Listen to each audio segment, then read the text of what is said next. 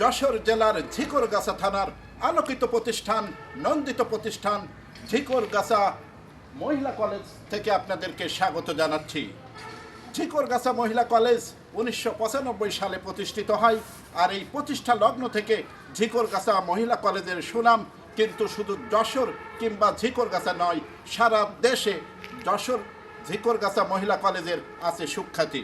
আজকে আমরা কথা বলবো ঝিকরগাছা মহিলা কলেজের সম্মানিত ভারপ্রাপ্ত অধ্যক্ষ, যার বলিষ্ঠ নেতৃত্বে ঝিকরগাছা মহিলা কলেজ দিনে দিনে কিন্তু যাচ্ছে এগিয়ে। আর এই মহিলা কলেজটি অবস্থিত যশোর জেলার ঝিকরগাছা থানায় যশোর বেনাপোল মহাসড়কের ঠিক পার্শ্ববর্তী।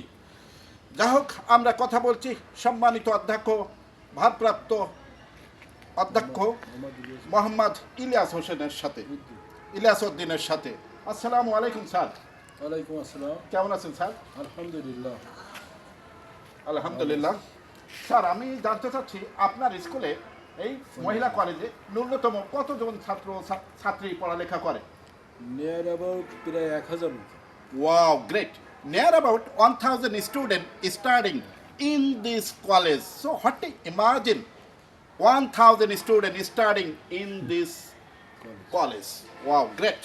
Next question. আপনার এই কলেজে, মহিলা কলেজে কতটি বিষয়ে অনার্স কোর্স চালু আছে?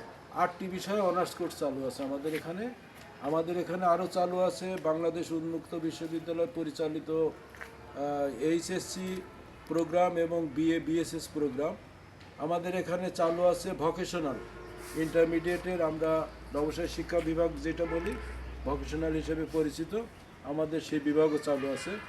আমাদের এখানে দীর্ঘদিনের আমাদের যে অর্জন, সেটা হলো আমাদের এই কলেজের অনেক স্টুডেন্ট ঢাকা বিশ্ববিদ্যালয় আছে, তারপরে ইঞ্জিনিয়ারিং ইনস্টিটিউটে আছে, আবার অনেক বিশ্ববিদ্যালয় তারা শিক্ষকতা করেন, তারা জজ আছেন, তারা বিভিন্ন পদে তারা আমাদের ঝিকরগাছা মহিলা কলেজের সাক্ষরতা মানে তারা সুনাম ছড়াচ্ছেন বিভিন্ন তাদের কর্মকাণ্ড দিয়ে।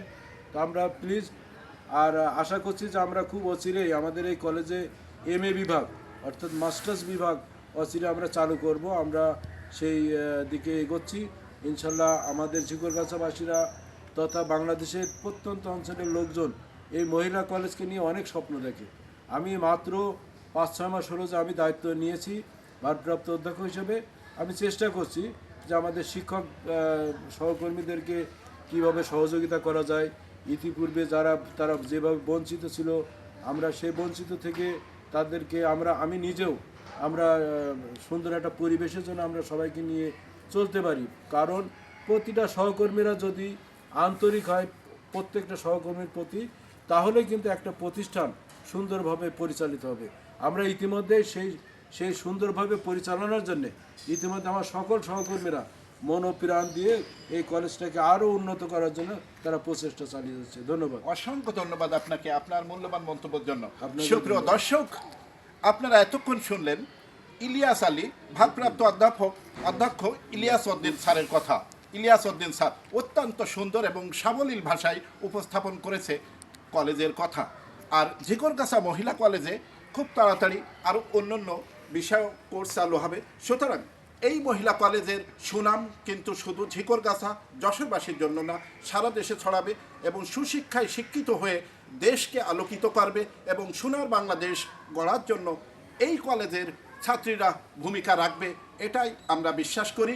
যশোর জেলার ঝিকরগাছা থানার ঝিকরগাছা মহিলা কলেজ থেকে আমি নাজমুল হাসান। আবার কোনো দিন দেখা হবে নতুন কোনো প্রতিবেদন নিয়ে, নতুন কোনো কলেজে। আসসালামু আলাইকুম।